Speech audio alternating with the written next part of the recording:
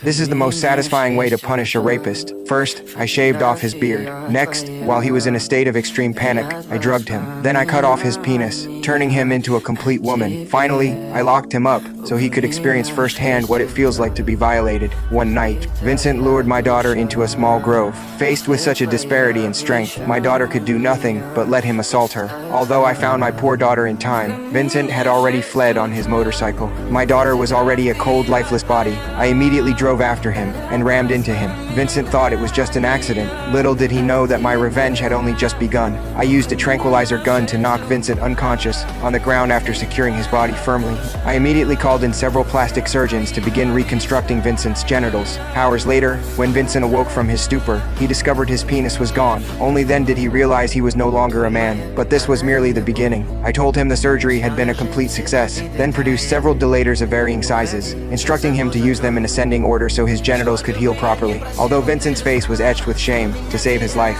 he had no choice but to follow my instructions. A month passed quickly, and I found that Vincent was recovering very well. However, his skin still lacked the smoothness of a woman's, so I cultivated a high-grade synthetic skin using cells from a sow and transplanted these skin grafts onto Vincent's body, one by one. This skin was not only smooth and fair, but even mosquitoes wouldn't bite it. Soon, he shed his rugged exterior and gradually transformed into a beautiful woman. To better sculpt his figure, I forced him to wear a specially made bodysuit, but Vincent still couldn't bear such humiliation. While I was zipping it up for him, he suddenly attacked me. He then snatched the key from me, but he didn't know I still had the remote control. Seeing his last hope shattered, I advanced toward him, gun in hand. In utter despair, Vincent chose to end his own life. But how could I let him die so easily? I quickly scooped him up and rushed him into the operating room. After emergency treatment, Vincent was fine. To help him get used to being a woman, I gave him a new name, Vera. I even prepared many beautiful dresses for him. But Vera would always tear these dresses to shreds to vent her frustration. To soothe Vera's emotions, I hired a nanny specifically for her.